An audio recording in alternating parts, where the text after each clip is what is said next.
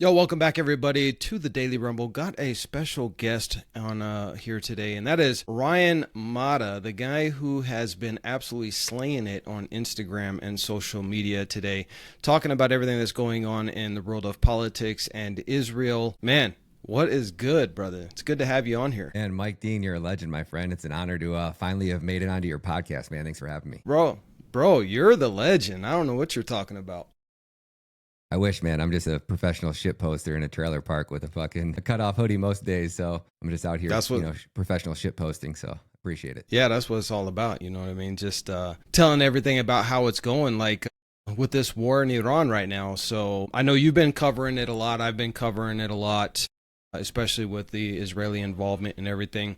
So JD Vance goes to Pakistan on a 24-hour hostage deal because this was not a serious negotiation. You don't do a negotiation between two countries at war and only have a 21-hour time frame to get a deal done. That's not realistic. So what are your thoughts on this now that the deal is done? Because I never believed that the United States was serious about this deal. It was just a way to get more arms into the area and restock some of our air defense systems and then just be able to start bombing them again. And now Donald Trump comes out and says, hey, I'm going to just blockade the Strait of Hormuz and just, start World War III with China and India and every other country that's sending ships through right now. What are your thoughts on that? Yeah, we can start with the peace talks. That we can start with the fact that from the very beginning, Iran agreed to the nuclear deal. Okay, so that was in place. Obama had that all. There was already a nuclear deal. Everything was good. And then Trump came in and destroyed that and shredded that up. After that, Iran has came to the negotiating table. I cannot tell you how many times. The first time was before the 12-day war, and Israel literally blew up their negotiator. The second time they came, Trump blew up their nuclear facility and attacked Iran and started the 12-day war. Then after the 12-day war ended, the talks came out. Iran agreed for the first time to allow. They agreed to basically sign. They've already signed the non-proliferation agreement, right? To actually acquire nuclear weapons, but they have the ability to enrich their uranium and use it for their nuclear power plants. That was agreed upon, and they said that they were going to let the United States government, for the first time, come in with an actual U.S. inspector and have the facilities inspected. And they agreed to all of this. They pretty much were like, "Hey, we don't want war. We have to have the ability. We have 90 million citizens here. We need to have the ability to have nuclear energy." I don't think anybody disputes that. I mean, it's the cleanest, it's the cheapest, it's absolutely needed. I mean, they don't necessarily need it because they produce all their oil, but still, it's a huge benefit for their country and for a civilization. It's a win-win for everybody. So they agreed to that. And then after they agreed to all of that, we bombed them.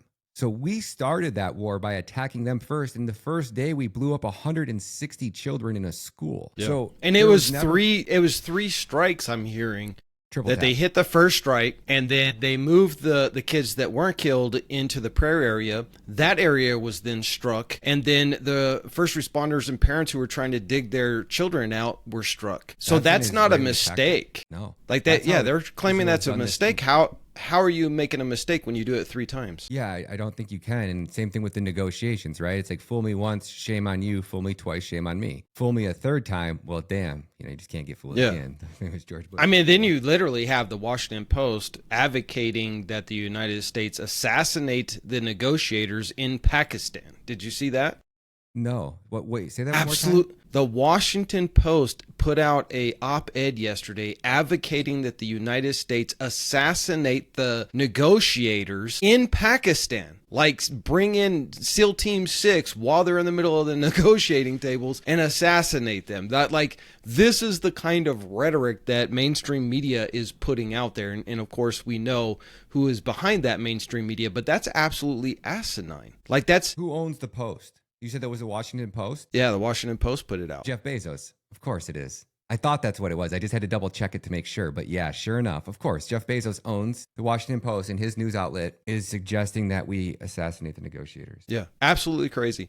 This is like international law we've known has been for the rich countries only. I mean, if you look at it, the International Criminal Court, for example, has only prosecuted African leaders. Like it's never really prosecuted outside of the Bosnian genocide, and whatever the guy was named, the Serb that was doing all the nasty stuff to the Bosnian Muslims. There's never been any leader that's been held accountable in the ICC or the ICJ outside of African leaders. So we know that the international laws and all of that really don't mean a lot, but now it's just on full display. It looks like we lost your audio for a second. No, you're good.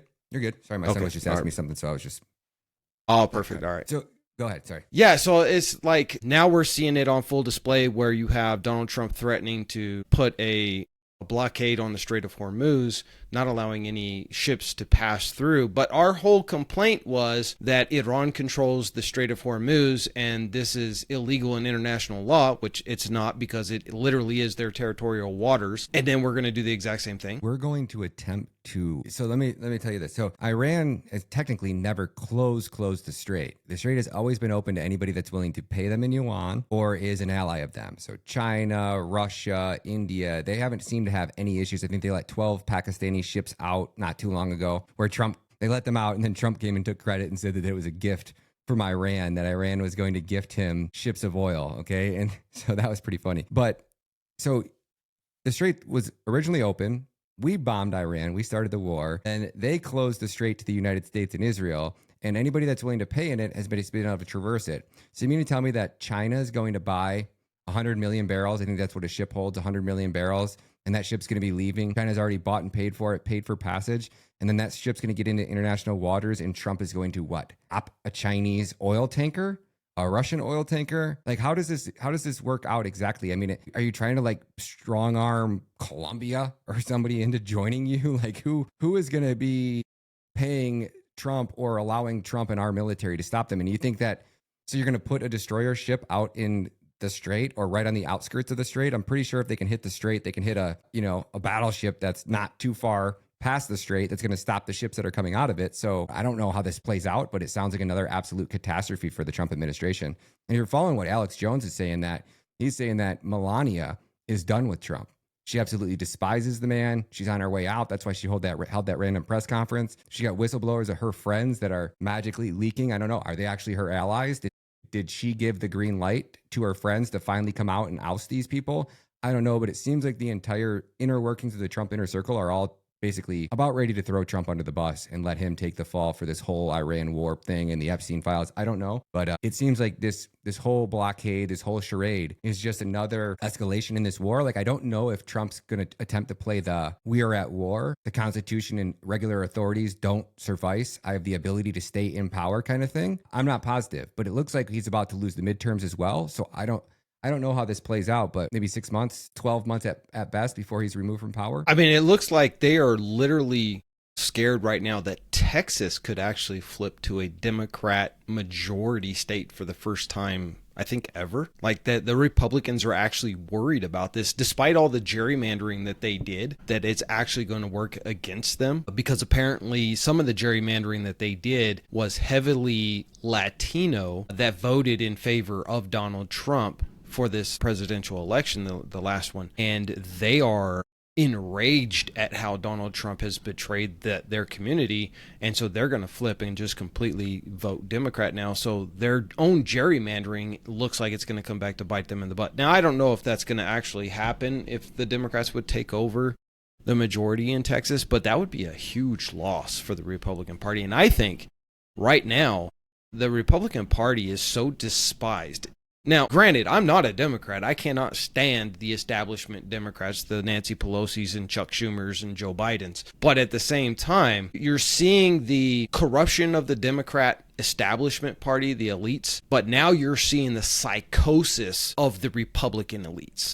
And I think it's like everybody's like, my God, we'd rather have incompetent, corrupt Joe Biden than we would psychotic Stephen Miller running our country behind the scenes. Like, this is absolutely insane. Do you think that the Democrats right now are in a situation where they're going to be the supermajority in the House and the Senate come November, which would then inevitably lead to the impeachment of Donald Trump? And do the Democrat elites have the stones to do it? Because right now, I don't trust the Democrat elites at all. I don't trust them as far as I can throw them, but I'll give some alpha for your audience that I've only told and probably hasn't reached many ears, and people don't pay attention when I say it. So over the last year and a half, I've gone to about 22 different countries. There was a period about right before Trump got into office that I was really on this ripper and it was right kind of after he got elected as well, where he started going after the USAID.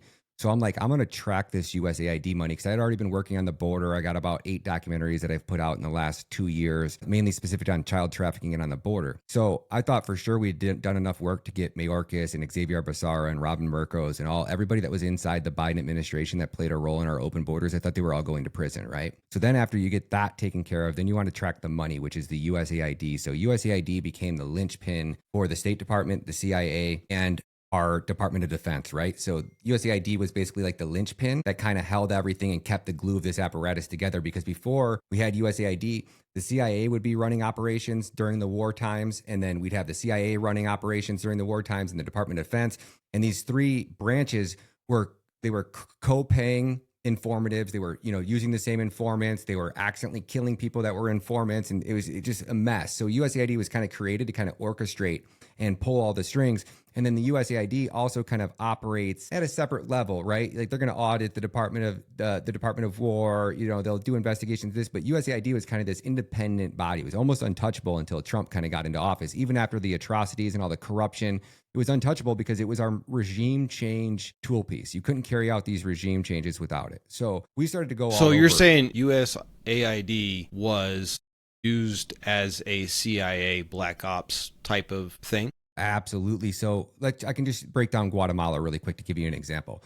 So when USAID goes and operates in your country, okay, the first thing they do is just need to establish a USAID base next to the embassy, so we have boots on the ground. Then from there, USAID starts to fund NGOs. So you get these non-governmental organizations. You bring in your people to kind of open and launch these NGOs.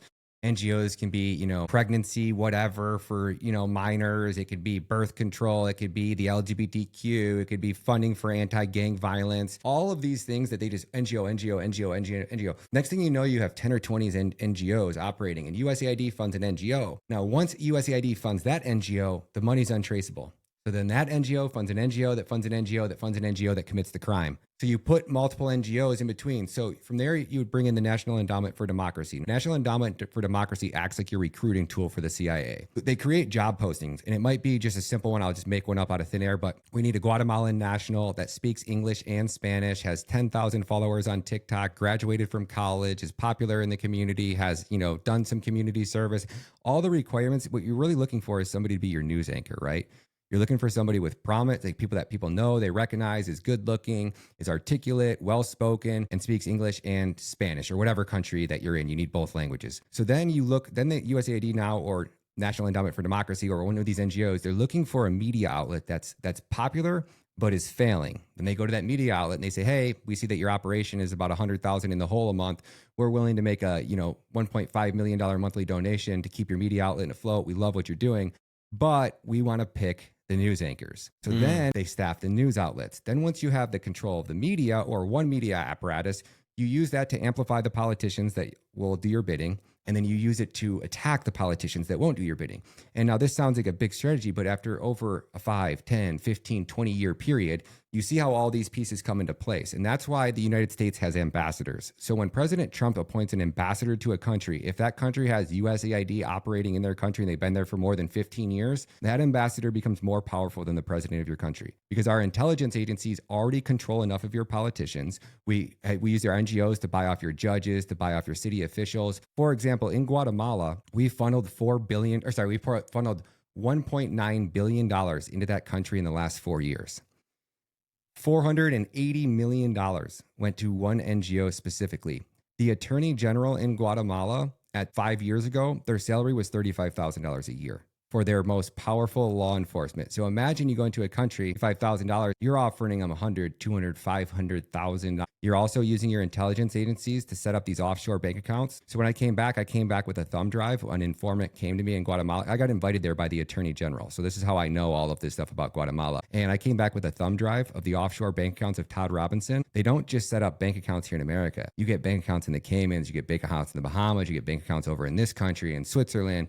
And then they also give you assets like this one attorney general in Guatemala, the ex one. She's a fugitive now. She was in the White House campaigning for Kamala Harris during the last election cycle. And the Guatemalan government has a warrant out for arrest because he's a fugitive in Guatemala for participating in a regime change, a failed regime change by the United States government in 2017. So I where I'm remember going that. with this big picture, our government controls everything, the judges, the city officials. So when we appoint an ambassador, he's number one, a diplomat. So he can't be arrested, he can't be investigated, he can't be touched by your local authorities. In El Salvador, we have one of the largest embassies in El Salvador. There's 4,000 employees that call El Salvador home. The country has a population size of 6 million. What the hell is the United States government? Our tax dollars are paying for 4,000. When you work at the embassy there, you get invited to all of the shows, all of the events, all of the meet and greets. Like these ambassadors and these employees that work at the embassy, I mean, they get like the royal treatment rolled out for them. They're rolling out red carpets, events. They have their own community, houses, all bought and paid for with our tax dollars. And we pay like 3,000. I was like, my friend, I was in El Salvador. She said, what? Yeah, we're going to the embassy. I'm like, how many people are going to be there? Oh, then I'll probably have 5,000. I'm like, I just think, how many people work at this embassy here in El Salvador? She's like, oh, at least 3,000 to 4,000, at least. And I'm like, I thought she was going to say 20, 30, maybe 50 at best. But like, so if that's in El Salvador, here's a picture. Imagine how many embassies we have all over the world. We probably pay 100,000 people a year to work for our government and just live outside of our country. And they don't do anything.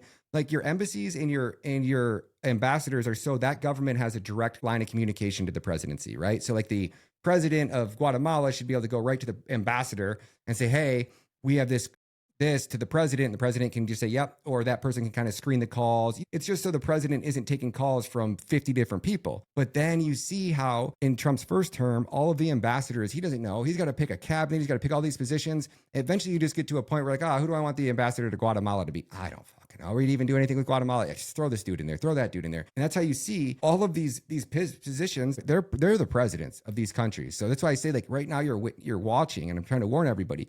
And I'll land this whole thing. Where I'm going with this is I went to all these countries and my last stop was in Mexico with Oscar Ramirez. He goes by Oscar Blue. He's one of the best journalists. He was the one who walked the migrant caravans 4 or 5 times.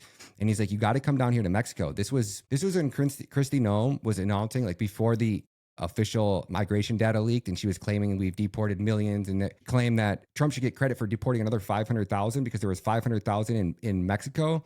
And when Trump became president, Scheinbaum basically turned them around and kicked them out. So Oscar's like, listen, man, I don't know what your media is reporting, but they're saying all these migrants are going home. We got 1 million migrants in Mexico right now waiting to surge your border. And he goes, and they're not going home. They're not only not going home, someone's giving them temporary residency, and our borders are still wide open. So then he went and walked the caravan 9 times. So he's got Panama. They call them Center Front, which is their version of Border Patrol. They're the ones that go through the jungles and clear out all these gangs. And he gets a phone call, and the Center Front guys are saying, hey, Oscar, when's the next time you're coming through the Darien Gap? He's going, I don't have any plans. There's no migrants moving through it. Oh, they're like, oh, no, they're moving through here still. We're actually going to take down a drug lab.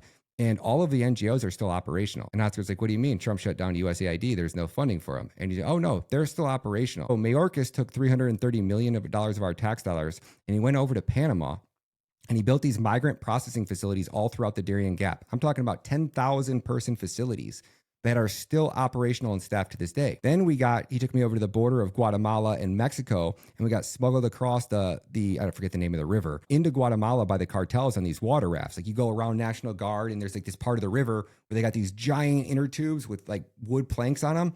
And they sit there and they row you across the river. So we got smuggled over into Guatemala by the cartels to go and investigate OMI, which are the NGOs that basically played a key role. So what OMI did, and all of these NGOs and HIAS and USAID, is they set up these migrant processing facilities right on the border of each country. So where all the migrants were coming across the river, they had an OMI about a half a mile into Guatemala, and then about a half a mile into Mexico, they had another OMI. So these are checkpoints. So OMI is getting dollars per head that they count. So the more bodies that they're moving, the more that they can attempt to bill our government, and they're offering these services. So these OMI, that's how the migrants made it from, basically Panama to America without dying. Because every, half a day's worth of walk or full day's walk, you got water, you got a cot, you got a couple square meals.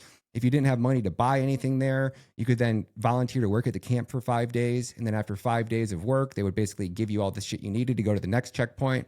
It was checkpoint after checkpoint after checkpoint. All of those are still open. Scheinbaum didn't sign anybody back. What she did was she gave them these temporary work visas, these permits, which she can revoke at any time. So I'm saying all this to say this because I told everybody what they are planning to do, the final nail in the coffin, if they don't do it with the collapse of the US dollar, they're going to do it with the invasion. And most likely they're going to time it out together. They're going to wait till Democrats get control of the House and the Senate. They're going to somehow either get Trump out, whatever they do, they're going to open our fucking borders again. Or they're just going to act like they can't close that, whatever the case may be. And when they do that, once those borders open, Scheinbaum's going to sign an executive order, and you're going to see about 1 million to 2 million at our border probably within 40. Then at our northern border right now, Canada is allowing basically instant approved visa approvals. So you can go online with no ID, no documentation, apply for an asylum claim, and get it instantly approved to be able to enter Canada. So Canada's still been taking the migrants. Mexico's still been taking the migrants. Not at the waves that we've seen where 10,000, 20,000 were moving through these jungles, but all of the networks are still there. The entire routes are still there. The cartels were profitable from it. The governments loved it. And everybody who hated America wanted to see it continue. So where I'm going with this is I'm telling everybody, you look at the writing on the walls. I thought, and I don't know about you, but when Trump got elected, I was like, if this man doesn't win this election, America's done. Because America couldn't take another 4 years of what Biden was doing to it without it completely imploding. You're taking 30 million migrants over a 4-year period and you're putting them on government assistance and healthcare. These illegal immigrants that just invaded our country were getting more money than our parents who worked their entire life away and retired at 70 years on a fixed income on Social Security. They were getting Social Security. They were getting our benefits. They were getting our healthcare for free. They got everything that we thought we should get here in America. Free healthcare, free education, help with food if you need it. So that's all going to change. So you're going to take that. You're going to take the corruption in our government. We didn't arrest any political politicians. We didn't rein in the deep state. We didn't rein in our intelligence agencies. We didn't mass deport anybody. We allowed all 30 million legal immigrants to stay here. And then all you have to do, the real final nail in the coffin, is you give amnesty. Because once you give amnesty, you can sponsor. Okay, so once I have citizenship, I can now sponsor 10 of my relatives to come in here. And you're going to see 30 million probably turn into about 300 million. And it'll happen over a 5-year period. And mix that with the borders, mix that with the government corruption. You're going to see anarchy, it's police states. The point that people don't get, America will never turn into a third world country. Well, let me tell you, as somebody who's been around the world, America's already a third world country in comparison to China. If you compare where America was 10 years ago and where America is today versus where China was 10 years ago and China is today, we are already a third world country. It's already happened. The world's already moved on and past America. Now, I'm not saying America can't be saved. I'm saying America can be saved, but I don't see it being saved without some type of economic ruin. And I'm talking like not necessarily a grid down, but I think you're going to see people locked out of your banks. I think you're going to see riots. I think you're going to see buildings burn. I think 2020, the summer of love, probably happen in most places across the country. You'll see them go and burn. These are how these regime changes work in third world countries if you study them out. The idea when America carries out a regime change is we want your country to burn to the ground. We want to drive you into a civil war. Because once we drive you into a civil war, we destroy all what? All law and justice and institutions. You're also going to burn the government buildings down with all of the evidence and all of the paperwork and all the documents that another country would need to then so-called hold these people accountable. So I think the end goal is you drive America into some type of civil war status. I mean, you could try with a false flag attack could happen. If Israel tried to carry out a false flag and they tried to drive us into an actual war with like a full-blown draft war, I think that would do it. I think the collapse of the dollar would do it. I think the collapse of the stock market would do it. I think $15 a gallon of gas would probably do it. And I look at all this in a big picture and I ask Americans, do you really think somehow we're going to save ourselves in the next 4 years? Because we have like right here, right now, maybe in the rest of this Trump's term to really get America back on track. And if we didn't do it, the rate that China's improving, the rate that Russia's improving, the rate that Iran's going to come out on top of this in a huge win, the whole political landscape has changed. In the United States, we enforce the global reserve currency being the US dollar through our military. Japan doesn't even have basically a military capacity. They didn't need one because they were part of NATO. And that was the deal. You chip into NATO, we'll use NATO's money to basically build this massive military force. And this military force will protect all of us. You just kind of chip in.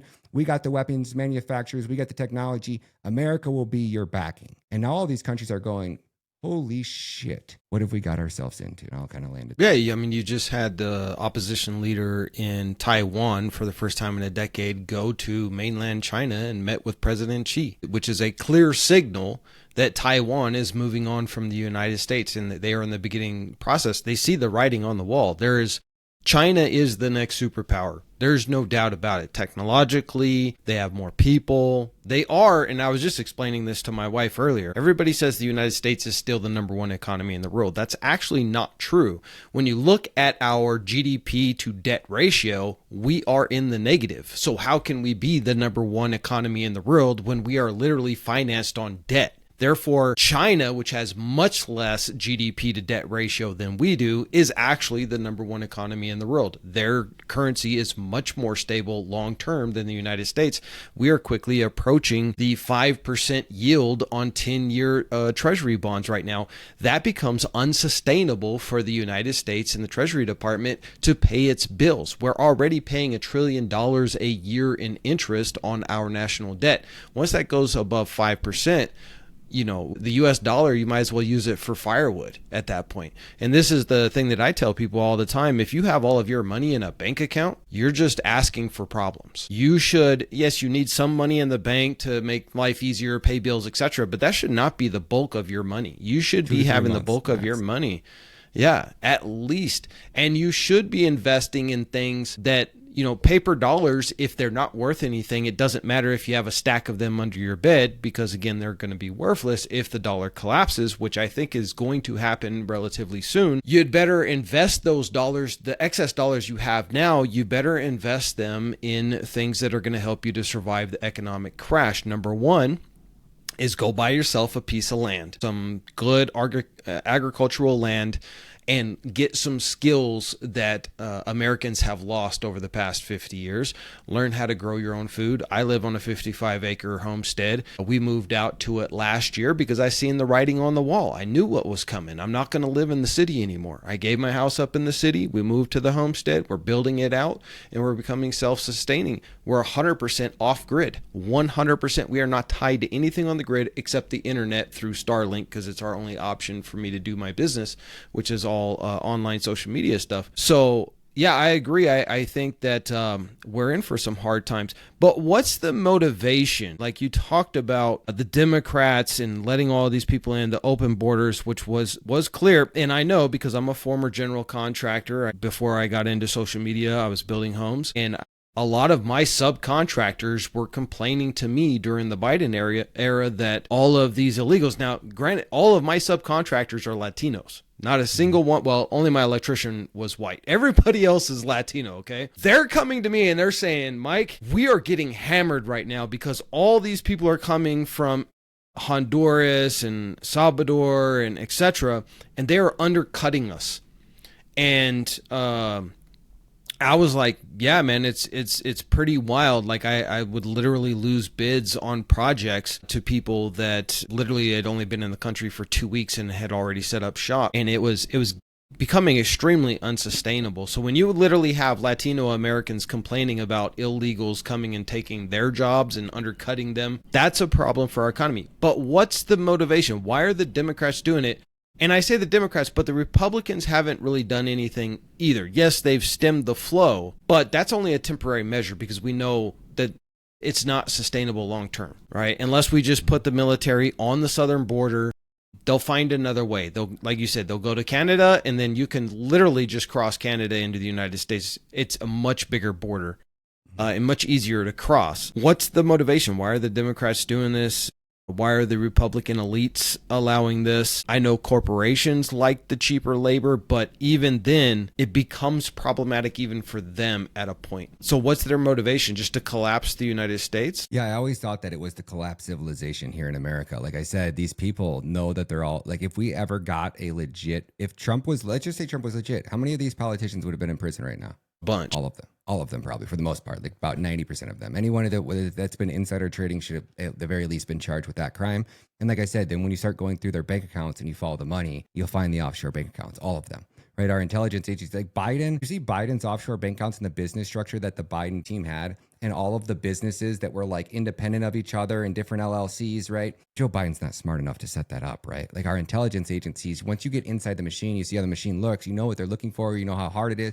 Like the government structures those offshore bank accounts because Joe Biden was your guy. You needed him to be vice president, you needed him to be president. Like he was protected at all costs.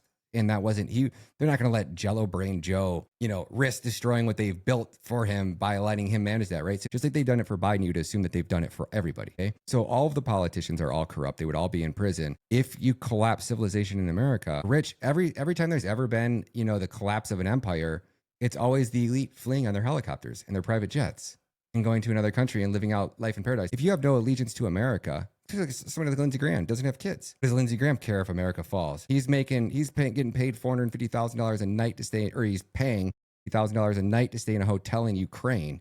Like, this dude's eating caviar and having little 12-year-old boys deliver it to him with a golden spoon. Like, this guy's a freak, and he's still in power. So I think it's to collapse civilization in America. I think these people hate our country. They hate what we represent, and they're all on the payroll of somebody, whether it's just themselves. They might not even know it. It could be a PAC, it could be another PAC, it could be a super PAC, it could be China, it could be any country. But for whatever reason, they've obviously decided to sell their soul, and they're willing to sell out America for a price, because you look at things that our politicians do, and you're like, no, nobody would ever vote to raise their taxes. And somehow we went from no tax to now it's, what is it? Harrison Ford did a breakdown that if you are a 9-to-5 employee, 50 to 70% of every penny you make is going to this government in taxes. They might only take 20 or 30% out of your paycheck, but you have inflation, you have a tax on gas, you have tax on tobacco, you get your cable bill, and there's like a little property tax, EPA surcharge, death tax, rain tax, driveway tax. I mean, they're all at this point, you're just getting taxed to death. So, I think that you just, the goal is to collapse civilization here in America. I can't really come up. There might be a bigger picture thing that I'm completely missing. But, if you just look at who really controls our country, it's Israel. And then if you look at what their biblical scripture teaches, they're trying to bring back their Messiah. And it's in their scripture that the West has to fall. And once the West falls, their Messiah will reveal himself. And then he eliminates everybody on the earth. And then he only brings back the righteous ones. So how are they righteous? Well, in their religion, they don't believe in Jesus, and they don't believe in God, and they don't believe in heaven. Okay, so their sole mission, the way they become more righteous in the eye of Satan, which is who they worship, is to defile Christianity.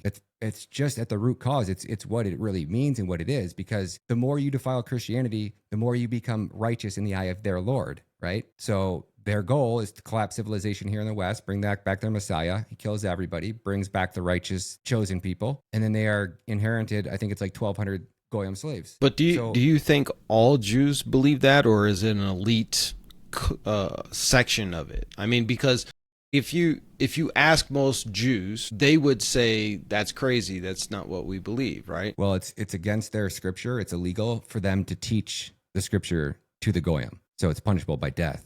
So they're not legally allowed to tell us or teach us, basically what their scriptures actually mean. And if one of God's chosen people is trying to stitch on another God's chosen people to the Goyim, then that's also punishable. I mean, their religion is so screwed up. Do I think all of them believe it? No, and I don't really want to get into it too much, because I'll probably get your video demonetized over here. But I do think a vast majority of them, yes. I mean, if you believe in the Torah or the Talmud, I think that those are both demonic. I mean, they don't believe in our Lord and Savior. So if you think our Lord and Savior is boiling in a cauldron of human feces and excrement, and Mother Mary was a street worker who had an illegitimate bastard child named Jesus, and then they're both punishment is boiling in cauldrons of human feces for all of eternity. I mean, that's what all of Judaism teaches. So I don't really have anything in common with you, and I don't feel any sympathy for you, because that's just disgusting in my book. I don't want that to be around me, I guess. No, like, as a practicing Muslim myself, who came from Christianity, my grandfather was a Pentecostal preacher. And then I reverted about 27 years ago or so to Islam. I've been saying it for a couple of decades now that Christianity and Islam have so much more in common than Judaism and Christianity. And if you look at why does American Christianity, and I say American Christianity because it's most prevalent here, it's because of the Schofield Project. And if a lot of people don't know what the Schofield Project is, it was a Zionist project to get Christians open to the idea of God's chosen people and the state of Israel, and is very effective. I mean, if you look at a lot of these mega churches in the United States, they are paid and sponsored by Israel. They were set up by Israel. They're paid for by Israel. Their pastors and clergymen. They all get, these paid trips, this Hasbara trips over to Israel. And then they come back spouting the most, bigoted, racist, disgusting things that are in favor of Israel, trying to demonize Palestinians, for which there are a lot of Palestinian Christians. Everybody forgets that. Israel just destroyed an ancient Christian town in Lebanon, absolutely just obliterated it. They're threatening the Christians in Lebanon that if they were to hide a Muslim in their attic or basement from Israeli forces, that they will suffer the consequences. Sounds an awful lot like 1940s Germany type of situation. Mm-hmm. And so it's pretty crazy for me when I hear Christians get on the bandwagon against Islam, but then for Israel. And I mean, if you look at some of our politicians like Ted Cruz, right, just basically saying, I got into politics to support Israel. Then why are you an American politician? We don't need that. You work for us, not Israel. So I think, like, what you said, I don't think all Jews believe that. And I want to make this very clear, because I've been accused of being anti-Semitic, and I keep telling people, how can I be anti-Semitic when my religion is based from Semites? The Prophet Muhammad was Semitic. He came from the lineage of Abraham. And all of my friends, and they're all Arabs, which are the real Semites. If you really want to get down into the nuts and bolts of it, Ashkenazis are not Semitic. They don't have any Semitic blood. They're European like me. So I'm definitely not anti-Semitic. And in my religion, it even teaches me not to be racist against any individual groups. I don't think all Jews believe in the Talmudic stuff. I mean, if you look at some of the Orthodox Jews in New York that are running around wearing keffiyehs and promoting free Palestine, if you look at them, I think they're much closer to the original Judaism. I know they still disagree about Jesus, and that's fine. That's up to them.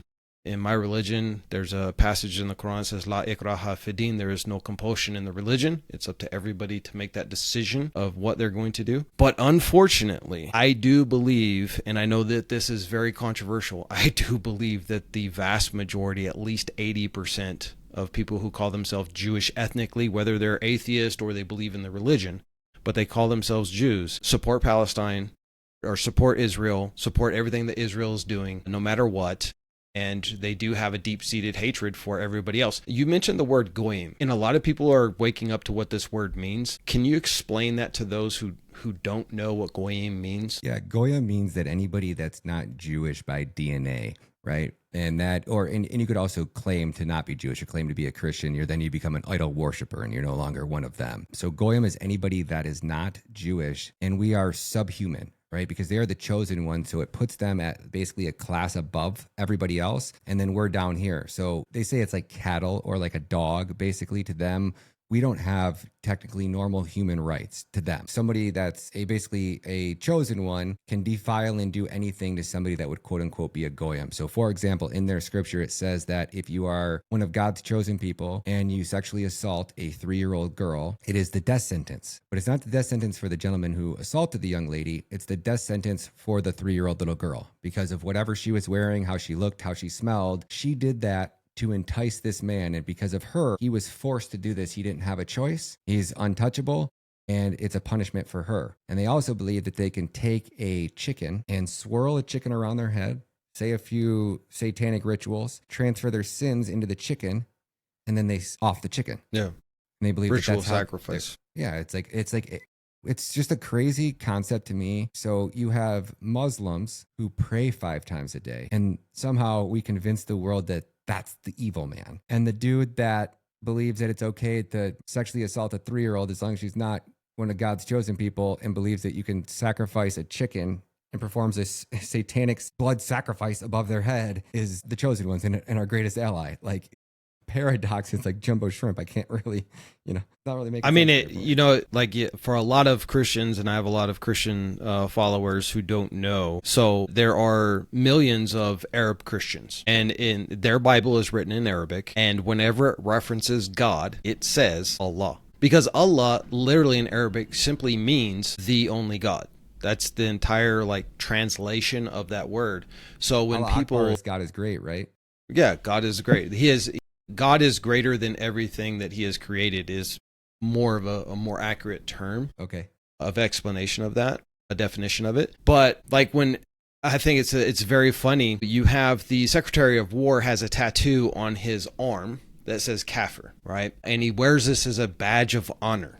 Well, Kafir means somebody who is full of infidelity towards God. Infidel literally was a Christian crusader terminology from the popes. So they basically said anybody that was outside the Catholic Church was considered an infidel, somebody who did not have fidelity to God. So for a guy like Pete Hegseth to wear around a tattoo on his arm declaring himself being an infidel to God is so anti-Christian, it's absolutely mind-boggling.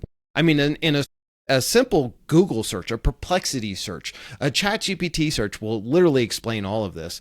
And so there's no way that he doesn't know this. So I think that he does do it because he's not really a Christian. I don't think that he really cares one iota about God. I think he wears that as a cover for the sickness that's actually within him. Whereas when you look at real Christians who really care about God, they're not out there preaching war on people, death and destruction. They don't throw terms out there like we negotiate with bombs. That's what terrorists do, right? A terrorist would say we negotiate with bombs, and you literally have the Secretary of Defense saying we negotiate with bombs. And you can't tell me that you love Christ, who is supposed to be the Prince of Peace, and then you're talking about blowing people to pieces. So there's just, when you look at real Christians and real Muslims, and there's bad people in every religion, that doesn't, equate to the religion.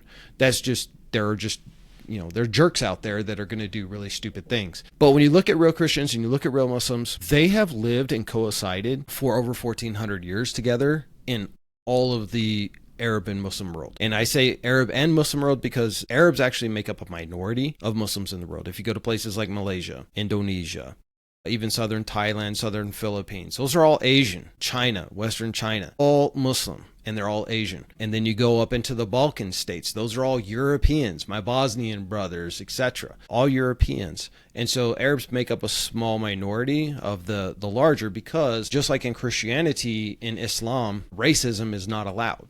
Like, you can't judge a man based on the fact that he is black or white or Asian, because first of all, he didn't choose that. God chose that for him. And so you're saying, well, I'm going to be racist against somebody because the color of their skin or the region that they were born in. Well, then you're basically disparaging what God created. That's like saying, well, I don't like an aspen tree because, I like, evergreens better. God created both. What are you talking about, you moron?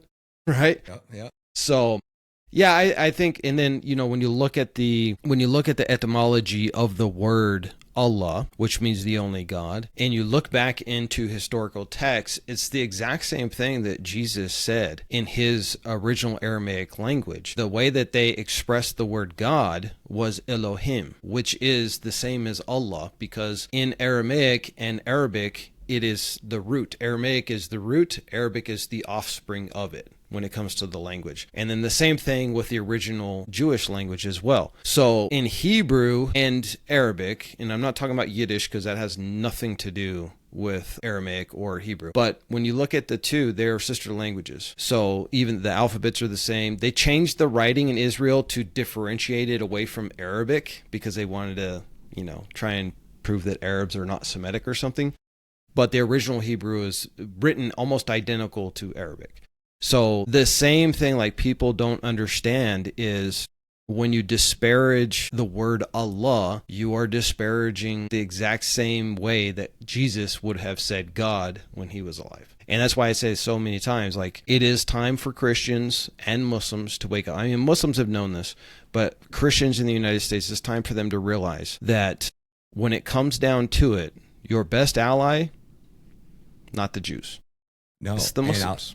I can add to that too, because like I said, I was been to 22 different countries in the last year and a half. You know how many countries I've been to that were basically 50% Muslim, 50% Christian, or they might have been 60-40 or 50-25-10. But you want to know how they coexisted? How well Muslims and Christians? I would see a mosque in a church connected to each other, and mass would let out, and there'd be Muslims talking to Christians. It was like they'd be doing their prayer thing. You hear the bells going off, and it was just people are like, oh, I don't want to hear the Muslim prayer 5 times a day. And I'm like, it's really, to be honest, it's not that bad.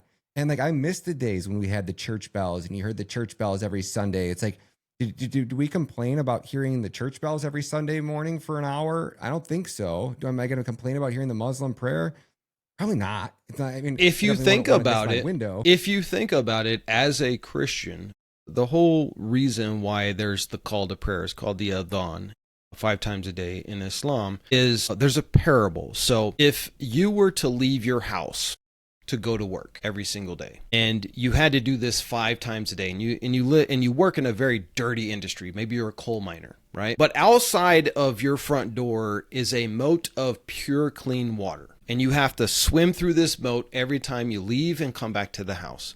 And you do this 5 times a day. You go out, you earn your living. It's a very dirty place.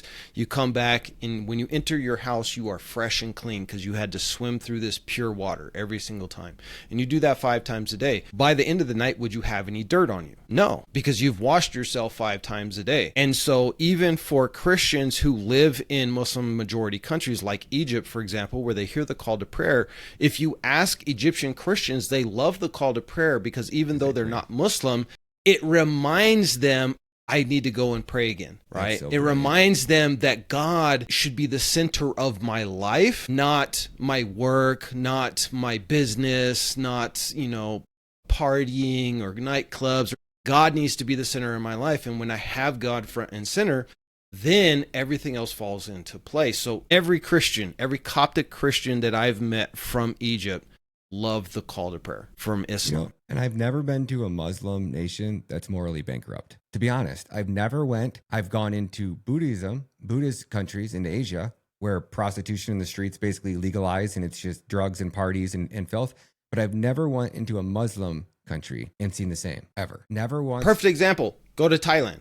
Right? Yep. If you go to Thailand and you go to any of the major cities in Thailand, you're going to see prostitutes everywhere. You're going to see alcohol, drugs, everything that you want, party life, it's all there. Then you go down to southern Thailand and it's completely different because that's majority Muslim in southern Thailand. And so when you go down there, it's just like night and day difference. You don't see the nightclubs. You don't see the prostitutes. Everybody is going to school. Everybody is working a job. Everybody's getting married and having families. And it's such a crazy difference when you see that. Now, that's not to say that there's not nightclubs or there's not alcohol in some Muslim countries. Of course there are. But that's usually in the major city centers. Like if you go to Lebanon is a multicultural country. They have Shia, they have Sunni, they have Christian, they have Druze, they have all kinds of different religious beliefs. And so in Beirut, you're going to go in one neighborhood and there's going to be a nightclub and a bar and all kinds of, worldly stuff going on. And then you're going to go one street over and it's a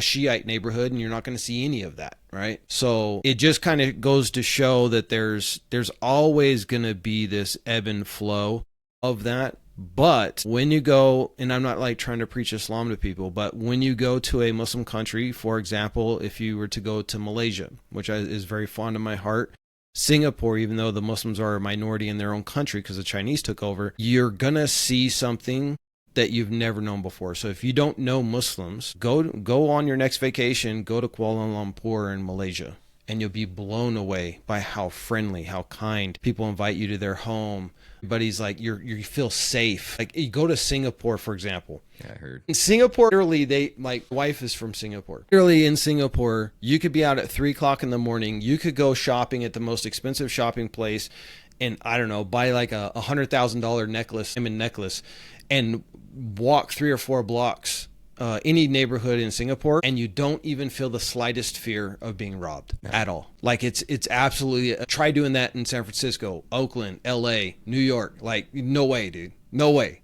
You wouldn't make it a half a block. Let me add to that. So in El Salvador, 3 years ago, technically, deadliest country in the world. Okay. Bro, I wanted to touch on that because I know you have some experience down there. Let's go. I moved down there.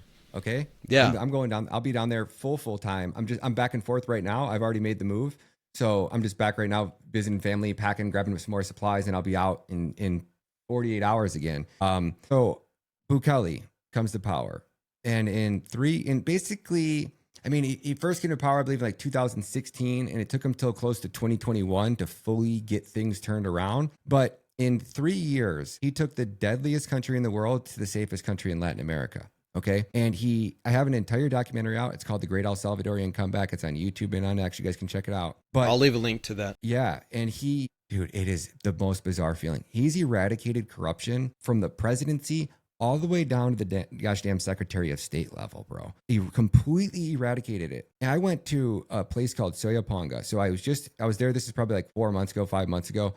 And I'm sitting in like a McDonald's parking lot at this like little roundabout thing. And I'm just making my videos, just kind of working. And I'm like, you know what? I'm like, Google, what's the deadliest city in El Salvador 3 years ago? That was when it was the deadliest country in the world, right? Soyaponga. I'm like, okay, cool. If El Salvador is the deadliest country in the world, that's going to be the deadliest city in the world. I'm going to go there. And I go there and I'm like, you know what? I'm going to leave. I have my MacBook in my trunk. It's about $2,000. I got about $300 in my center console in cash. And I got my $200 mics. And I didn't mean to leave the mics out of my seat, but I accidentally left them out there in my seat. So I had my mics in my seat, cash in my center console, laptop. And I'm like, and recording a video. I'm like, I'm going to go live stream around the town. I'm going to get my hair cut, going to go get some lunch. I'm going to come back and I'm going to leave my car unlocked, parked on the side of the street. And it's like, like a flea market type deal. So I'm like right in the mix. There's people constantly walking by my car. I'm going to leave it unlocked and it's going to go walk around. As you see, I was like, maybe I get burnt, maybe I don't, but I was pretty confident I wasn't. Come back, didn't get burnt. Not a single thing touched in the car. Then I'm driving around. It's like midnight and I'm talking about how safe El Salvador is. I'm like, you know what? I'm going to park on this. I'm just going to drive somewhere I've never driven. I'm going to park on the side of the road. I'm going to get out and I'm going to start walking around the street at midnight on a Sunday, vlogging around just to show people because there's street lights and stuff. So you can kind of see I get enough to get me on video. And I pull over and this is a neighborhood where they have 12-foot high cement walls in their front yard. Like you can't even pull into your driveway because there's a 12-foot cement wall. And then they got these solid steel metal gates that'll open and go. And you know you're in at once would have been a bad neighborhood because the gates aren't wood, not like bars, because they have to be solid steel to stop the bullets from going through them, right? So they're solid steels. And then on top of the 12-foot wall, they have a foot of circle of razor wire. On the windows, they have bars. In one of the houses, on the third story, the window had to have been about a foot. Had to have been 35, 40 feet up there. They thought it was so bad that they needed to bar that window. And I mean, the roof was like I don't even know how somebody would have got to that window. But for whatever reason, I think they needed to bar. I walk around, I'm like, listen, guys, I got $1,000 cash in my pocket, walking around El Salvador down a neighborhood I've never been to with my phone out with an iPhone 18 or 17 vlogging. I'm like, would you do this in any city? And I go, you know what? They're not going to believe that I got $1,000 cash in my pocket. I'm like, you know what? Screw it. I'll pull it out. Open my wallet on phone, pull it out, wave it around the air. $1,000, $100 bills cash, walking around some dangerous street. Oh, nobody watching this video would do this in any major city in Detroit. You might not even do it in your own neighborhood, even if you live in a decent area at midnight and walking around with $1,000 cash. I go, that's what Bukele's done. So how did he do it? First thing he did was cut off USAID and all of the money coming in from the United States government. I told you how USAID runs these money laundering networks into these NGOs, and the NGOs fund the chaos in the streets. Cut off the NGOs, and you basically cut off the money pipeline, buying off all your corrupt politicians and judges, and you just make the system kind of panic. And then as the system panicked, Bukele just called them out. He published all of this online for everybody. Nobody reported on it. We drove El Salvador into multiple civil wars, basically funded arms to the cartels and funded the government. It's what we do. And then after it was, I forget how many years he was in office, in like a year and a half, 2 years, maybe even 3 years, where got to the point where he was building those mega prisons. But the United States still had their hooks into everything. We still controlled the judges. The judges were just releasing the gangbangers. So nobody feared them. Nobody would snitch on anybody because they thought that if they snitched, the cartels were going to come and kill them. So everybody, no matter what crime they committed, basically got let out of prison. Well, then Bukele built those mega prisons. And he's like, we're not playing games anymore. And he arrested the first round of cartel members. They said, okay, you want to play those games? We'll show you who really runs the city. They went out in one day and killed 63 innocent people. And then in a weekend, I think it was 127. One of the children, I believe, happened to be his sergeant in arms, one of his sergeant in arms children or son or something like that. So come Monday, there was so much public outrage that Bukele got the last few holdouts, because he didn't control the whole government, but he got enough of the politicians to vote with him, and he got them to temporarily suspend the Constitution. That allowed him to go, anybody that had gang tattoos on their face that showed how many bodies they killed and were covered into head to toe, was an obvious gangbanger. They're never going to be productive members of society. Bukele went and rounded them all up, all of them. Straight to prison for life. You don't get a phone call. You don't get a lawyer. I mean, dictators got to do crazy measures, but in 3 years, it worked out. It turned it from the deadliest country to the safest country in the world.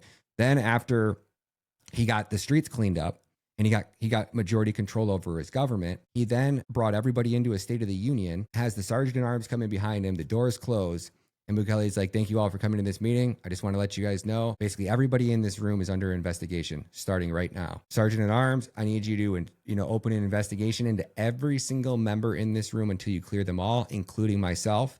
If you find anybody committed any crimes, arrest them on the spot, and we'll basically send them to court and deal with the charges. And I think 5 people from the government got arrested. 3 of them were from, like, these were like his loyalists that helped him get elected, helped him clean all. They were his own party. Like, hey, you guys are corrupt. You guys were stealing and skimming money off the top or whatever they were doing, bribing judges, and they were gone. And he even went back after the old presidents, which I thought was a really important thing to do. It's like, you don't get to rob and steal and think you're untouchable forever. When somebody gets into power and you were selling out our country to America, I don't care why you were doing it, but you were doing it and you did it. Well, and you need to pay the price. And I think 2 or 3 of them have fled now. One of them, I think, is dead. Another one maybe in prison. And Bukele, he got rid of it. He got control of the media outlets in his country. And then from there, after he got control of his government, they voted out and they impeached the impartial judges. Then once you got the big system cleaned up, then it was still at the local level. So how did he do that? Well, they didn't have we have DOT or whatever it is, like our DOT, our roads. I don't know what they call it in the state that you're in, but we have like the local city road construction companies or whatever.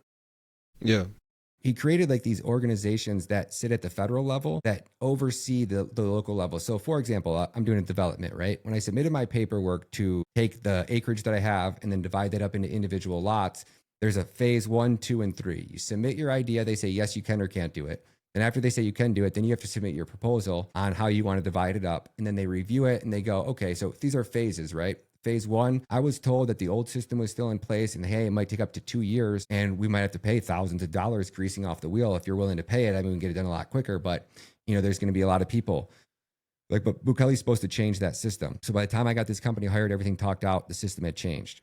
Well, we don't know how long it's going to take. It's supposed to be quicker. And they submitted my paperwork on a Monday, phase 1, and it was approved on Wednesday. So the new system, basically, you submit it at a local level. And once you submit your paperwork, it starts a timer at the federal level. They now have 2 weeks to approve or deny that application. If they approve it, okay, nobody needs to investigate. If they deny it, the government wants to know why, because they're trying to protect investments that are coming in and people that want to build and employ El Salvadorians. So they're encouraging people to spend money and build. You're stopping somebody from doing that. You better have a legitimate reason. It might be, the soil samples came back and they can't put a house there because it's got volcanic whatever below it. Right? It could be something simple. Can't build there because the road runoff on the mountain will create a landslide. Whatever it can be, but you better justify it. So then you have this checks and balances to where now this guy can't really fuck me too hard without legitimate reason. So it kind of takes out that.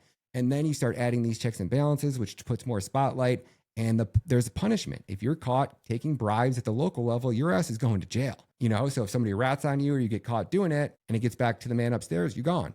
So Bukele's basically created a system where the crimes are punished. So now the criminals are no longer incentivized to commit crimes because the punishment is so harsh. If the punishment for me, rigging in a US election is getting a slap on the wrist and maybe paying a few $1 million in fines, but I just made a few billionaires trillions of dollars. Well, maybe I take that risk. We rig elections. It's like I get more punished for a parking ticket than our politicians get caught for insider trading and making, Nancy Pelosi $230 million. So it's like, that's kind of it, man. I mean, it's El Salvador. When you look at it, Singapore is an exact replica of that. They are known for being a first world country who has very harsh punishments. If you were to fly to Singapore and you had some illegal substances in your package and they found it, you could end up with the death penalty. They don't play around. You do not bring those substances into our country. This is the punishment and that's it. Like, you can't even chew bubble gum in Singapore. And the reason why is because before they instituted that law, people ate a lot of gum because it's next to Malaysia. Malaysia produces a lot of gum, so gum was very cheap, and it was actually a habit of people smoking and chewing gum for their breath. So then what would happen is they would spit the gum on the sidewalk. And now you have, hey, if you've ever walked on gum, like it's a real nuisance. So they said, okay, we're going to start out with, a small fine. That didn't work. So they upped the fine. That didn't work. They upped the fine. That didn't work. They upped the fine again. And then people started to realize when it was costing them half of their paycheck because they spit gum, that maybe this isn't cool. And then finally they just outlawed gum. So you can't even import gum in there, and they've cleared. Now they have some of the cleanest streets in the world in Singapore. So I agree. Like Bukele gets a lot of negative press in the United States, particularly from the left, for these prisons where people are getting these life sentences for simply being a gang member, whether or not they had ever committed a crime or not. But simply by doing that, they're saying that this is, goes against human rights. They're not getting fair trials. The conditions are too harsh, etc., etc. Do you think that, initially to clean up the world's dangerous country, which he's done, he had to take these extreme measures? I believe that every human being has redemption, that at some point they can change, they can become a beneficial member of society. Right now, all of these gang members have life sentences. There's no hope of them ever getting out. But do you think at some point that he will, now that he's gotten everything under control, that he will institute rehabilitation programs for these guys? Because, a lot of them are going in there, they're just kids. They're 14, 15 years old. They haven't even developed their frontal cortex fully yet, and they are redeemable. Especially if you believe in Islam or Christianity, you know that every human has redeemable qualities if they so choose. Do you see that now that you're down there, that there's more talk of, okay, what do we do with these long term? Because, you can't literally just keep these guys in there for the next 50 or 60 years. I guess you could, but the more moral thing is, let's see who the hardcore ones are. You guys stay. The ones who are redeemable, the ones who have some qualities that we can see through rehabilitation programs, you're going to be able to work your way out and slowly start bringing these guys back in. I know, like in the United States, we do this with some gang members where they remove the tattoos, they get out of the gang, they put them in a separate housing, they teach them skills, trades, etc., empathy classes, all of that. Do you see any of that movement with his government there? Brother, he's already running it. He's already built factories that run 24/7 where you can work off. For every day you work in the factory, you get a day off your sentence. So you got prisoners that got 15, 20 years. They're going to be able to get out in 10. And what they've done is he's created factories that build all of the school supplies for all the children. So they build the desks, they build the chairs, they build the pencils, they build the uniforms. All kids have to go to school now in El Salvador. They're all getting books. They're all getting, everything is made by the prisoners. The prisoners are even rebuilding the infrastructure down there. They're rebuilding the roads, they're rebuilding the streets. So yeah, if you're willing to be a good prisoner, and I'm sure, like I said, when you got tattoos on your face that dictate how many people you've killed and murdered and you're covered from head to toe, sorry, bro, like you chopped off people's hands. So some of these people, it's not like it's up for debate. They were heads of cartels and they ran and they murdered and they've killed. Right. And then you get to a point where you might think everybody's redeemable, but there's one type that's not, and that is pedophiles. Pedophiles and rapists will repeat offend 100% of the time, no matter how old they get. I can take a serial arsonist, and with enough rehabilitation and enough time in prison, guy literally jerks off outside of buildings and watches them burn, and just that's what gets his rocks off. That man can go to prison for enough time and be rehabilitated and introduced back into society. A murderer, Charles Manson, same thing. Serial killers can, because at a certain age, at a certain time, they just lose that urge, right? But a pedophile, in best case, look at Joe Biden. Look at how he acted him pretty much until like he's senile in his old age. He can't even walk and he's sniffing kids and groping women. That urge, that whatever that evil tick is inside them cannot be cured. It cannot be changed. So, maybe you chemically castrate them, but these people are sick. They torture. They're willing to, violate a child. Like, even if you cut it off, they're probably willing to torture it. Like, there's no moral compass there. So those people just got to stay in prison and rot. I would do the humane thing and just put them out of their misery personally, but, probably not the most humane thing to do. But I think once you assault a child, I think it is your right to live. I think if you rape a child, that like it should just be the guillotine. Just be done with it and move on. Like, Agreed. I agree. Yeah, there's certain levels to it. If you're out there robbing people, if you're in a gang, whatever, I think that there is chance and you can be redeemed. Yep, I agree. If you're out there taking little kids and doing the most horrible, heinous things to them, you offer no value to society at all. Like, there's no reason for us to spend taxpayer money to keep you alive. Like, you should just go and meet the creator of all and let him decide your fate from there on, because the humanity is done with you. There's just nothing left to move on with. So you're moving down to El Salvador permanently, or are you like establishing, is that like going to be like home base? Or yeah, that's gonna be home base for sure, man. I can't. There's no There's nothing here in America that tells me like, hey, I should make the investment here and my child's going to have a prosperous future and an opportunity and a chance to chase the American dream. I don't come from money. I'm not rich. So when you're rich enough, the rules don't really apply to you. Reality doesn't really apply to you. You operate on a threshold. I have one of my best friends is a billionaire. Her family is. And just they live in a different lifestyle. Like her son's 12 and he reads, writes, and speaks 5 languages at 12. Goes to a private school that's less than private schools here in America, but it's an elite private school outside of America. Like this kid is just the smartest, most articulate, well-spoken. He's around to golf at 12. He's shooting 9 under on the back 9. These people just operate on a different level, and the opportunities.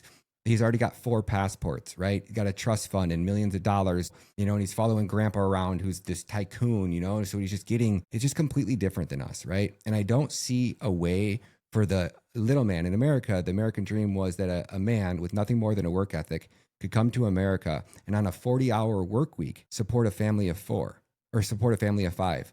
That's with a couple weeks vacation a year. That's with putting money away for your kid's child. Your wife doesn't have to work. You have 1, if not 2 cars, and you're able to do this on a 40-hour work week.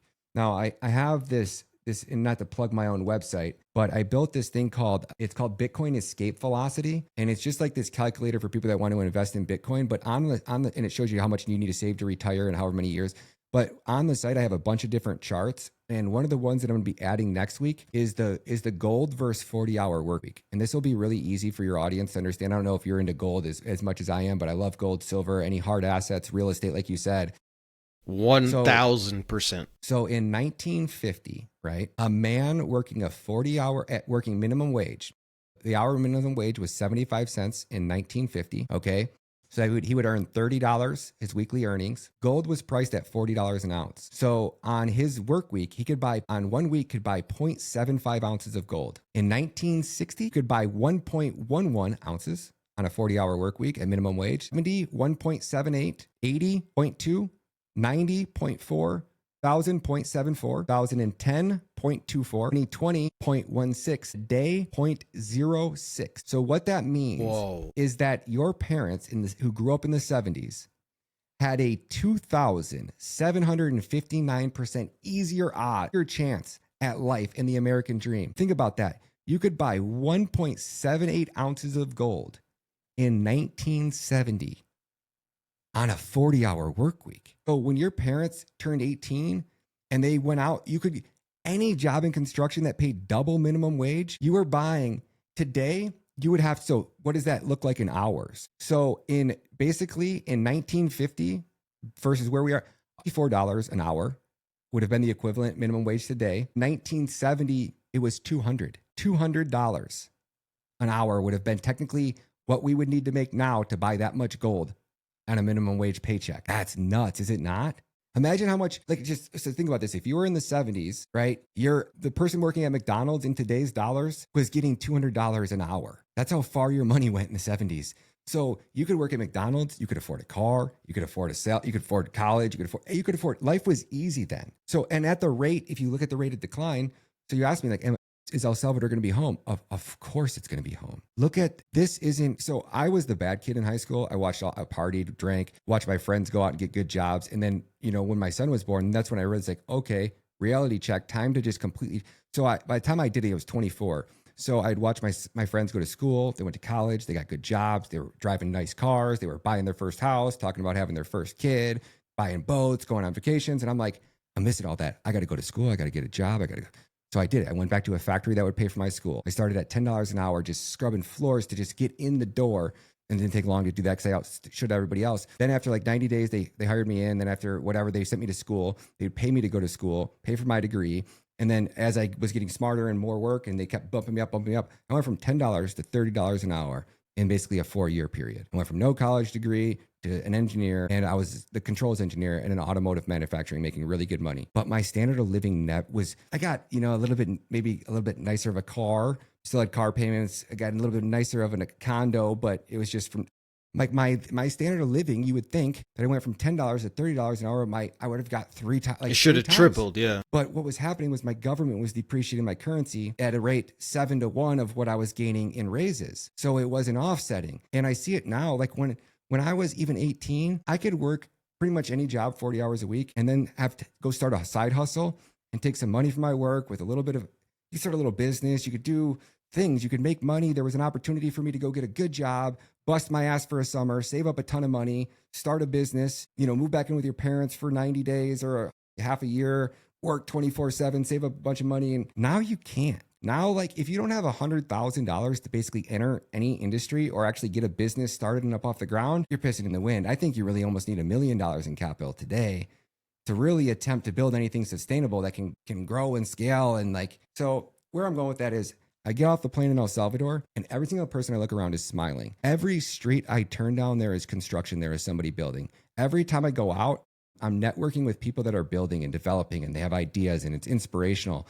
And you can't pay somebody less than 40% above minimum wage right now in El Salvador, or you're not getting an employee. There is so much work going around. If you're not paying them above 40% above minimum wage, they're just going to walk right across the street because everybody's hiring. So like the little jobs, the easy job, I mean, you could have any day, you could do anything from being somebody's nanny to, if you have a skilled trade right now, you really need to be able to speak Spanish. But man, if you found somebody that you could partner with down there, you got a friend that speaks Spanish and you own a construction company up here, man, you could be chasing the American dream. You have no property tax, right? So like I said, I'm doing this development. Let's just say I bought a property for 100,000, chopped it into 10 pieces and it became $1 million. Each piece was worth 100,000, right? I'm sitting on $1 million asset. Well, I have to pay in America. I'd have to pay taxes on that every year. No taxes in El Salvador. You buy a car cash, you don't have to put insurance on it. You get registration. It's like $13. I pay it once every 10 years. So it's just like, You make money in El Salvador. Your government's only they take like up to like 22% or something like that. But with all the deductions and everything, I have friends on there that pay like 5 to 7 and they make tons of money down there. So it's just like the opportunity's not here. And I don't want to, and then like doing what we do in this media field, right? I watched Kyle Seraphin take a $5 million lawsuit. I watched Elijah Schaefer take one. I lost Sam Parker. Sam Parker doesn't really have a pot to piss in. And they're going after this dude for $5 million. It's going to destroy that man's life. And it's just like, I don't have a pot to piss in, right? I can't afford to fight a fucking lawsuit right now. That would, so it's just like, I don't even want to deal with it. Good luck serving me in El Salvador. I am out, right? And I don't, I don't want to say don't own anything here in America, but, I just have a single home. That's it. It's a trailer. That's it. It's all I'm afraid to own anything else besides a trailer in America and a car. And I won't buy a new car either because I'm afraid they'll take the, I'm just like, I buy a used shitty car. I buy a used trailer and I fixed it up and made it livable. And it's a roof over my kid's head. And that's about it, man. I tell people every day that I possibly can, anybody that will listen, like first of all, you shouldn't have anything in your own name. If you look at how the rich do things, they don't own anything. Everything is in a trust. An irrevocable trust or irrevocable trust. There's different ways of doing it. Learn how to do that. Learn how to live like the rich. It doesn't actually cost you any money to do it. Setting up a trust is actually quite simple. It's very inexpensive to do, and put everything in a trust. And then you just become a beneficiary of the trust. So if you ever did get into a lawsuit situation, like with me, if anybody ever tried to sue me for something that I've said, well, good luck, because I don't own anything, nothing. I don't own my company. I don't own my truck. I don't own my property. I don't own anything. None of it is mine. I get to use it, but it's not mine. So, and these are under U.S. law, if it's set up right, it's not pierceable.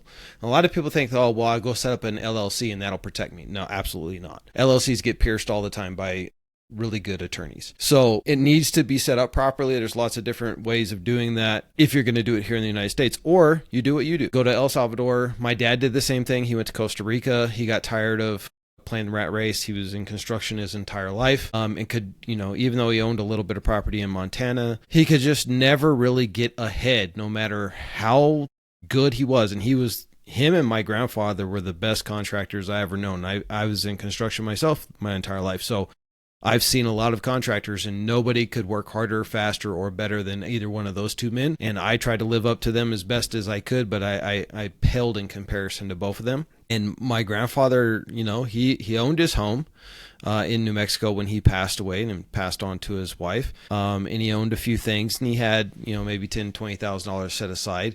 But as good as he was and working for 50 plus years, and being a licensed general contractor, everything. I mean, he should have been a millionaire, but he wasn't. Same thing with my dad. My dad finally just got tired of it, and he was like, you know what? He went down to Costa Rica on some church thing, He fell in love with the country and he ended up immigrating down there. Now he's a Costa Rican citizen, just got citizenship a few years ago. He owns property down there. And he would literally, I don't think he does it anymore, but he would come up when he would come up, he would work for maybe 1 or 2 months on some projects through friends of his, contractor friends of his or whatever. They would just sub him out. And then he would just take all that money and that would last him the entire time. He was able to buy his property down there. He has like 30, 40 acres down there, a little farm, little Costa Rican wife who's half his age, etc. So he's just living the dream down there. He's living it. He's loving life. Good for him. And I say the same thing, like even with us, we have our homestead in the U.S., but at the same time, our long-term goal is eventually you have to have an exit strategy. So ours is Malaysia. We love Malaysia. We want to live in Malaysia, and that's going to be our exit strategy. We'll always have connections in the United States, but you have to have an exit strategy. You have to have something. And it's so easy to immigrate out of the United States. A lot of people just think it's impossible. Somebody who's trying to go down to Salvador right now, they want to do what you're doing. What advice would you give them? How do they start? And what should their main game plan be? So the first thing I would tell everybody is, swing down there on a vacation and go down at one of the events. So whether that's adopting Bitcoin, whether that's Surf Week, whether that's whatever it is that you choose to go down there when there's an event going on, because there's always, that way you have a reason to go tour around and go do these things. But you can also go down there anytime and just go on a tour. They have guided tours all around El Salvador. Go around the country and experience it for a week or so. Make sure you like it. And if after that point, you can literally shoot me a DM over on Instagram and I'll give you my attorney's number. The first thing you should do is apply for your residency card. Okay. Well, I shouldn't say the first thing, but you should talk to my attorney. And then that way, that's the first thing. Once you decide you're going to make the move and you're actually going to be down there, you have to be down there 8 months out of the year. And you can't leave for more than 90 days consecutively at one time, or you'll basically get your residency will get revoked and you'll have to apply again.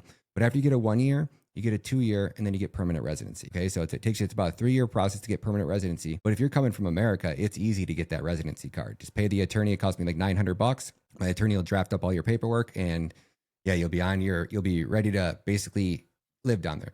Then the next thing you got to do is just, what are you going to do? Are you going to do real estate? Now land. So in 2023, when I first started looking, it was still dangerous down there. The oceanfront 2-bedroom condos, 1,200 square feet in a gated community. Now, when we say gated community, it's got a gate on it and a guy that's, a Salvadorian old man that works down there, but like not like a nice Taj Mahal, but just a gated community. And the condo was easily fix-upable. It could have been gorgeous for about 15 grand. $25,000 for a 2-bedroom oceanfront. And the master bedroom it's on the corner and there's like a little bay. So when you wake up in the morning, you got palm trees and ocean out that left window. And then out of your right window, you got ocean and it's beautiful, gorgeous. Pool in the backyard, right on the beach, $25,000. I went back in 2024 in November to purchase it and it was $100,000. So then I came back in February with 125 cash and went door to door, and not one person would sell all 18 units. Not one person would sell it to me. 2 years ago, everyone would have sold for 25 to 30,000. And then, 2 years later, I basically couldn't buy one for 5,000 cash, for $100,000 more. And they were paying. That's how quick. Now it's kind of leveled out. So now we're at that kind of like, I call it like the calm and the storm. It really reminds me of the California gold rush down there with real estate right now. So you can go out far in the outskirts and you could probably pick up land for $10,000 an acre still. You want something in Escalon, an acre in Escalon, you're probably paying $500,000 just for the lot. Okay. You want oceanfront real estate. My buddy picked up a place in 2024. All right. Yeah. In late 2023, early 2024, he picked up a place, oceanfront, about a half acre, on the ocean with like, they're not like homes. So it had like an open, like gazebo, like kitchen area where they could cook. And then it has like these basically like they're like buildings, but they're just like a room, a bathroom, and sleeping quarters. And then it has like a community kitchen. So you could have like 5 sleeping things on it. He bought it with a partner. His partner wanted to get out of it. So he wanted somebody to buy out his half of it. They found another investor to buy him out. At the time he bought him out, it was 1.2 million. Wow. For the total property. So 400,000 or 440,000 and 0.2 million in a couple of years. So everything's kind of at that peak phase, but it just depends wherever you want. I suggest doing the land thing. And the biggest problem I had with building was I thought I was like America. I don't speak Spanish. So trying to go and hire independent contractors to do I need a plumber, I need an electrician, even the communication between English and Spanish. You're talking with, not to say that construction workers aren't smart, but you got a bricklayer and you're trying to communicate. It's just like some of them Yeah. aren't like, you don't know if they're good because you can't, like, when I have a conversation with an American, I get a really good feel of, I can read people well, I think, so if I'm You negotiating a could kind of deal, see if they know what they're talking about. yeah, I can ask, it's America, if you give me referrals or show me a portfolio, and then I can contact that address. You know what I'm saying? Like, I can look it up, I can fact check. Then there's none of that, right? So I thought I would be smart and just try to save myself some money. And I learned the hard way that I now found a company that I can just go to, and they, probably take 5 or 7% or something like that. But they manage it all, so you sit down with them, and they're actually the designers so they are the AutoCADers. They build your blueprint, so it's like $5,000 to get your blueprint made. But then after that, they quote it as well. And now you can go take their blueprint and go get 5 other quotes from 5 other contractors if you want, but this one contractor, they do it all. And so it's like, I know what I design what I want. I have exactly what I want. And I know to the T, I'm locked in a contract. If they tell me it's 100,000, they have to honor that. If lumber goes up by, there might be some things like, hey, we're not going to buy the block until November because it's going to be 8 months till we get to that part of the project. Maybe you add in, we might have to renegotiate the price based on the cost of material. So if the brick only goes up by 10%, then we're only going to add 10%, so it's all into contract. So you know exactly what you're paying when you start the project, very, very close to it. And that's the best advice I can give you. Don't try to do, if you speak Spanish, sure, and you've done it and you're good at it and you got time to be down there. That was also one of my biggest problems is trying to come back and forth to America, constantly going down there. So like a project starts, sometimes I couldn't stay if, it's the rainy season and it gets delayed and, things just happen. So having a site manager and somebody to manage your project would save you whatever that 5 or 7% is that you're going to pay. I promise you it's going to save you in losses. So if I would have just done those things in that order, I would have been so much better off down there. So I've done it all the hard way. So if you're serious about coming down there, shoot me a DM and you can learn from all my mistakes. It's funny because being a general contractor myself, I always tell people there's a reason why you pay me a premium. Because if you try to do it yourself, and some people have been successful, but they've literally lost years off their life from all of the stress, it would have just been better to pay me that 10%. Bro, I just did my own tile work, dude. I just laid 2x4 foot tiles for the last gosh damn week. And the guy quoted me on it. It was like $5,000 for the job. And I'm like, look at the tiles. I'm like, it's like 2,000 for the tiles. I'm like, it'll take me 3 days. I got this lick, dude. Bro, was I fucking wrong, man. And like, it looks good. I made sure it looked good, but like, definitely, I mean, if I would have hired you, the time, it's the backbreaking, hours, the equipment, the backbreaking. And I'm like thinking like, dude, you make more money online in a week working and like doing your thing, then you saved going down there, taking a week off. You destroyed your online business. You're missing in action for a week. You missed during the war, which is a big time to be on. Like, it was just the dumbest thing. I'm like, yeah, that premium he's talking about there, pay that shit. Yeah. I mean, when you think about it, like, there's this joke where a guy calls a general contractor to come in and do a project. And he says, well, can you do it for half? And he says, I tell you what, I can't do it for half, but here's what I'm going to do. If you want to pay me $1,000, I will tell you what to do. First thing that you need to do is you need to go and invest in $10,000 worth of tools. Then what you need to do is you need to spend at least 2 to 5 years of trade in getting the skills that I have. And then after that, you'll be able to do your project. And the guy comes back and says, so how much was your price again? Yeah. Exactly. And so time is money, right? And this is one of the things before I started my business back when I was in college. One of the books that I was reading was The 1 Minute Manager. And the thing that I took away from that book is you are only an expert in that which you have expertise. So don't try to be an expert in everything, because a jack of all trades is an expert of none. So hire somebody who is an expert and focus on what you're really good at. Yep. And I've run my business that way to the point, I can build, and I built my house like what you see behind me. I've built everything out here on my property mostly by myself, but that's because I have years of expertise in doing it. However, I learned even on this one, like I had to learn, I always hired an electrician and I always hired a plumber on all of my projects. But when I did my own, I was like, well, I'm going to learn how to do it because it's my own. And if I burn it down, it's my own fault. I don't have to worry about it. So I learned how to do that, and I did a good job of it, and everything is, thank God, it has not burned down, no major leaks. But when I was running my business, I would have never tried to learn how to do the electrical myself or the plumbing myself. I'm a general contractor. I'm not an electrician. I'm not an HVAC guy. So I hired all of these skills. Stucco guys, right? They were fantastic crew that would just whip out, these 6,000 square foot mini mansions and stuff super quick, and everything was always polished and clean and just perfect job. If I, try to hire a crew myself and do that myself, well, now I'm not going out and getting more jobs because I'm stuck on this job doing the stucco, which I'm not an expert in. So I tell you, like, if you're ever worried about paying somebody who is an expert to do something, like, would you try to do brain surgery on yourself? No. Then why would you try to do your own plumbing if you're not a plumber and you don't have any tools? Like, only if you have skills in construction like I do can I figure out how to do the plumbing, because I've been around plumbers my whole life.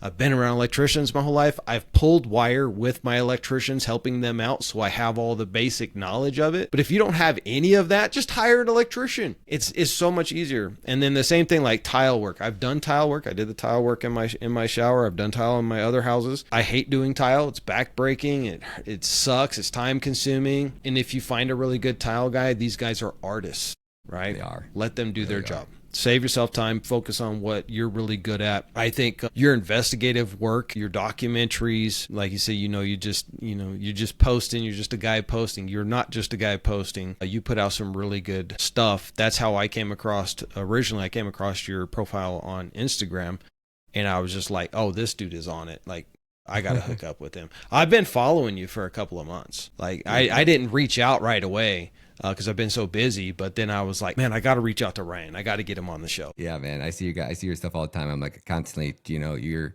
doing such great work, man. I don't give everybody enough promos, but I try to, all my favorite creators out there, I'm always trying to, I think that's how we ended up linking paths, was I was promoting one of your videos. And, I just feel like I want to bring up everybody around me. If you're a good dude, if you're out here fighting the good fight and it seems like you mean well, like, I probably promote some goof offs from time to time because I promote so many people, but I really try to, constantly promote everybody, because I think, like, I'm only online for so long. Like you said, your exit strategy, you're out the door. This fight for me, like, the fire was burning inside me when I thought that I was fighting to save children. And I thought that there's this one atrocity is so atrocious that there's 452,121 migrant children that arrived at our border from 2020 to 2024 during the Biden administration. And our government took physical custody of 350,000 of those migrant children. I don't know if you knew this or not, but I was the one who broke all of those stories about those missing children. I was the one who went down there and droned the facilities. I broke all those stories. I got the letters from the Attorney General in Guatemala that showed it all.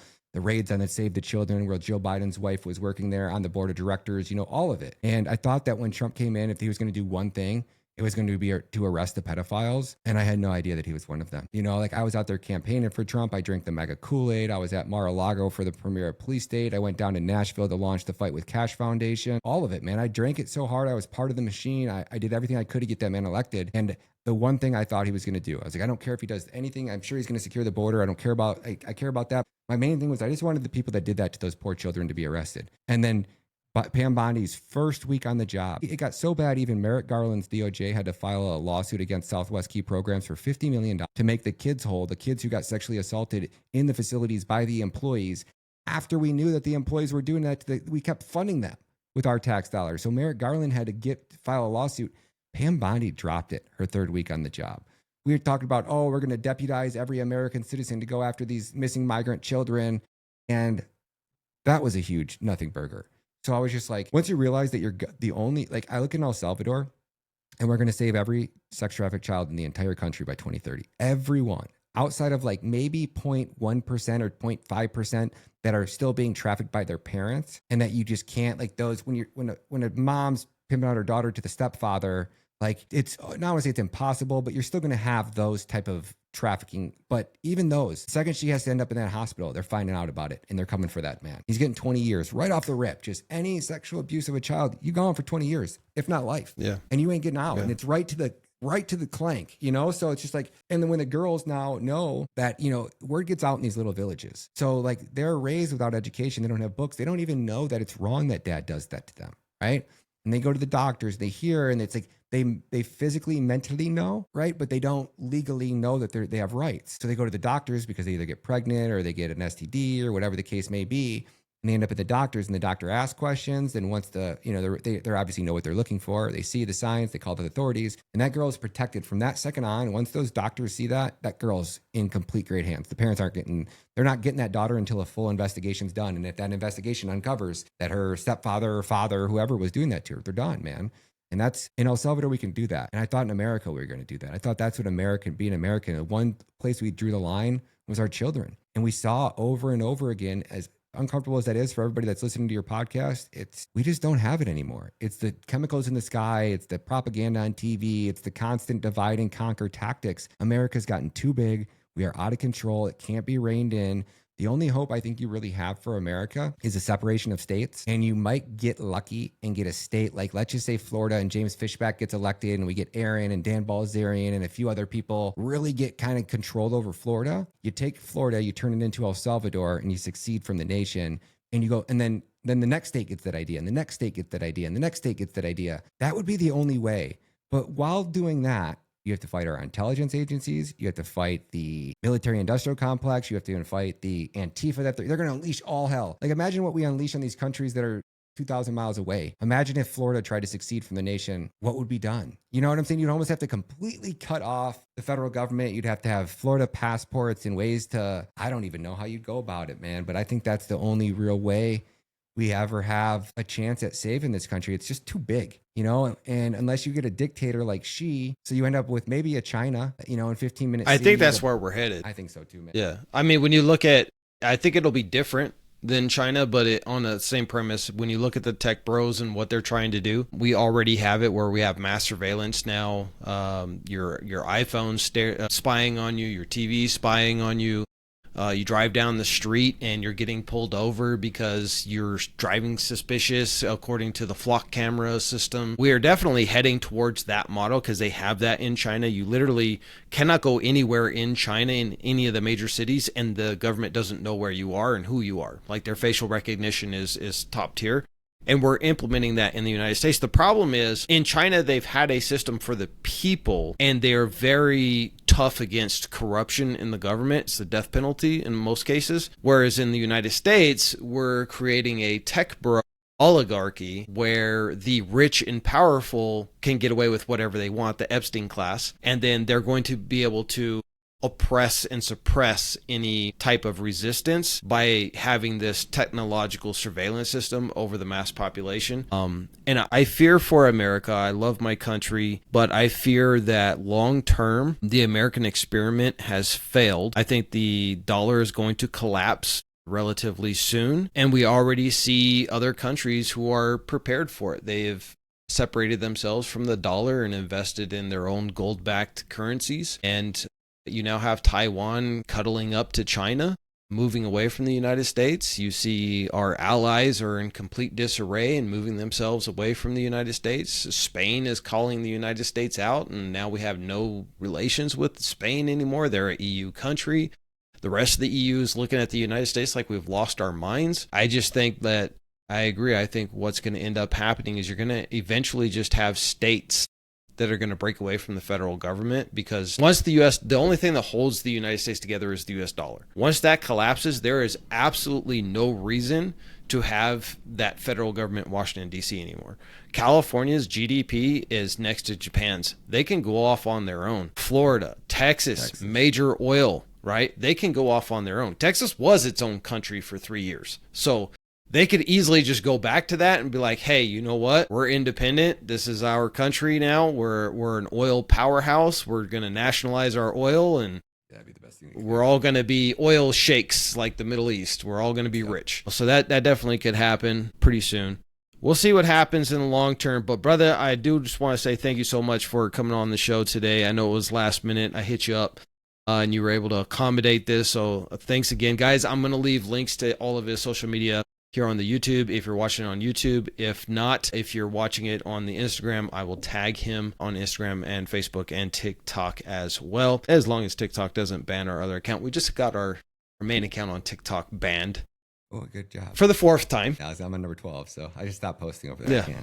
Yeah, it's ridiculous.